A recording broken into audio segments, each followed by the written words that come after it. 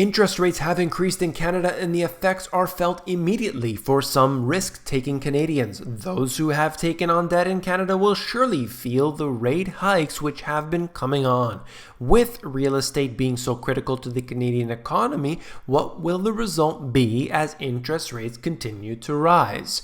You came here for the truth, so let me unveil that for you. Hello to all my fellow Canadians. This video is for you, but no matter where you are around the world, I assure you this information is important. I'm going to link it to show you how interest rates and the average person are directly correlated. Now, I want to begin by taking a look at this article here directly out of the Bank of Canada's website. Bank of Canada raises overnight rate target to 1.5%. So this interest rate would be something like the Fed funds rate in the US. So the Federal Reserve increased interest rates, the Bank of Canada followed along. So we can see that they're perhaps the only two that have increased this year. Not many central banks have really been doing this in 2018. Why? Because early on in 2018, we had a little bit of an issue, and ever since the markets have not come up, we've seen a little bit of turmoil going on. So the central banks are waiting and seeing. So they talk more into the details right from the central bank's website. Remember, I always show you the source directly, but I think it's important to understand how that affects the average person. And right away, this article here will break that down.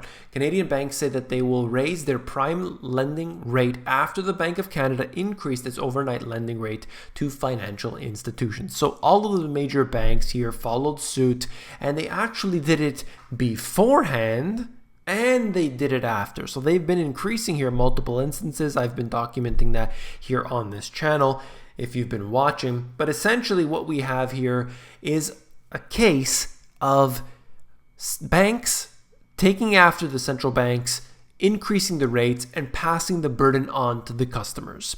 The customers are directly affected when they have variable mortgage rates. I do not ever advise using variable, although the majority of people do. I think it is a huge risk, and it should never be done. Doesn't matter if you think that the interest rates are going down. It doesn't matter if the rate is cheaper. It is better to always know what you're going to pay for that period of time. To me, I'll sleep better at night knowing I have a fixed rate of interest. Now, you have all of these different types of debt that people have taken out, whether it is on their cars, on their homes, the mortgages, whether it's the home equity line of credit, their credit cards, line of credits, different things that they have. All of this, in one way, shape, or form, is affected by, could be the central banks, could be the LIBOR rate, it could be any number of different interest rates that are out there. But essentially, the higher they go, the more of an impact they will make on those particular assets. And this is very true, particularly for mortgage rates. People have been able to buy homes that are ridiculously expensive because mortgage rates were so cheap historically. In Canada, you were able to get it at around 2%, 2.5% at its lowest point, depending on the variable and fixed rates. That allowed people to take on way more debt than they ever could. I just read an article recently that we had a major spike in the amount of people canceling their purchases. They could not afford to buy it and they simply walked away. Pay the fees and walk away. That's not a very inexpensive thing when you understand what people have to pay down. It's a lot of money. But realizing that the market is coming down, there's no way that they can afford it, as well as interest rates rising. Now, one other factor is that as interest rates rise, we have seen they've instituted these stress tests. So essentially the average person will have to be able to pay for a much higher interest rate should they increase. And that's sort of this test in order to determine, is that person able to weather the storm? In doing so, they said, well, you are not able to afford this mortgage. See you later. Well, what do? They don't not buy the home. They just go to an alternative mortgage lender, and the rates are worse there. So when they go to the alternative mortgage lender to take on more risk, their interest rates are higher. This is, the terms are not suitable to them, but that's who will give them the home. So that's where they go. At the bottom of this article here, they're talking about the trade issues, and that's what I want to head into. Canada has a much higher export dependency, and of course, if we get the tariffs on the auto sector, it would be undoubtedly throw Canada and certainly Ontario into a recession. We have to tread very, very lightly right now because of what's happening. Everything is very, very sensitive. Prospect of higher rates has Canadians worried about paying bills. This is from a little while back, actually January of 2018, so the conditions are actually even worse. Almost half of respondents say that they were within $200 of not being able to meet monthly obligations. This is a small sample size survey, okay? But it gives us an idea. Hey, if it's not $200, maybe it's $300, maybe it's $400, I don't know. This particular survey said around $200 and they can't pay their bills. If you've got, I just saw some sort of economist was speaking, and she calculated at $500,000 in mortgage, if the rates had gone up as they just did, that would mean $65 a month more if they had a variable mortgage rate based on averages and so on. So that would mean to the average individual, imagine, it was $200 and now it has dropped another $65. The average person is right to the absolute maximum, and they are using the equity in their home to pay off their credit cards, so we can see delinquencies declining in Canada. I would say that this is also being used to purchase different things that are absolutely not required to be put in, to put them further into debt. They need to be paying off their debt, but a lot of people advise it anyway, so who knows. Canadian 2017 GDP by industry changed $2,007. This here shows us, number one, the fact that real estate is an absolutely massive part of the Canadian economy. On here, it's showing us it's about 13%. But that's only real estate selling, managing, renting, and leasing. Okay? That's not even all of the other things that connect in with it. What about construction, for example?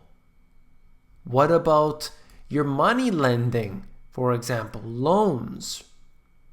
What about all the things that go into your home? New appliances, countertops, floors, tiles, paint, so on.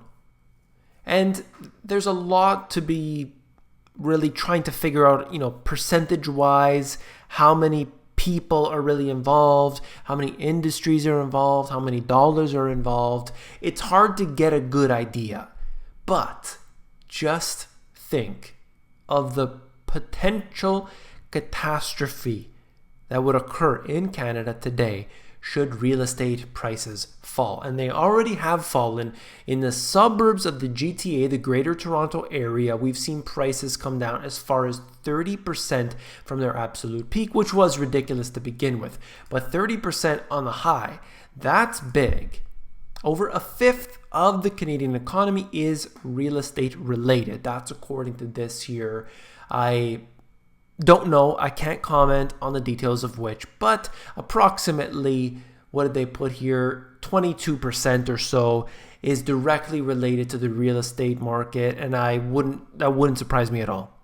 A quarter of the economy, and to me, that's being modest. I mean, when you think about it, how that has an immediate chain reaction on individuals. Okay, suddenly they can't pay for their homes. Now they're out of work. Now they're getting laid off at these different jobs. There's so on. There's a whole connection that takes place and a whole domino effect. I would be very, very careful right now with what happens in the US, in Canada. 2017 Canadian goods imports came from none other than the US by far. Massively. What is that? Maybe 65% coming from the US. And if they want these trade issues to happen, it's going to be a big burden. It's going to increase the cost that people pay. Look, where does Canada get most of their produce from? Every year, everything's coming from the US. We get a very short time period in which we can get our fruits and vegetables and things coming from our own farmers, okay? Then, you have hothouses, you have things that can be grown, for example, potatoes and carrots and beets and things. But we're talking about, a few items based on the whole thing. The US, by far, we're getting a lot of products there, and that's just something that I like to think about all the time, the produce. 2017 Canadian goods exports went to, look at this, maybe 75% going to the US. If there are issues in between Canada and the US, it's going to be very painful for Canada. There's no doubt about that. Now, speaking of deficits, speaking of all these trade issues, $152 billion merchandise trade deficit with China hit a record through May. So this problem exists not just between Canada and the US, but we've got issues going on all over the world right now, and the world is tending to focus on China and the US big time. BMW said that it would, on Monday, that it would move production for some of its SUVs out of the US as a result of the new tariffs placed on the vehicles. So what are they doing? Well, they agreed with their Chinese partner to increase the number of vehicles produced in the country. There you go. Problem solved. Build it in China. That's all for this video. If you found it informative, please give me a thumbs up. I just wanted to bring as much information about Canada as possible, because if you're from Canada, you know what I'm talking about. We don't get enough of the details here, so I like to bring as much as I can. Try to do that for everyone, not just the Canadians, because we all need to see what's going on in every country. That's why this is a global program, and I hope you do appreciate it. If you want the financial education that was not taught to you in schools on purpose to keep you from knowing the good stuff, well, these two books have it all. You get everything you need to know to have a foundation of financial education. It's right in here. You can flip through it for yourself at Amazon. The link is in the description of this video. If you're more interested in the audiobook version, you can get that at themoneygps.com.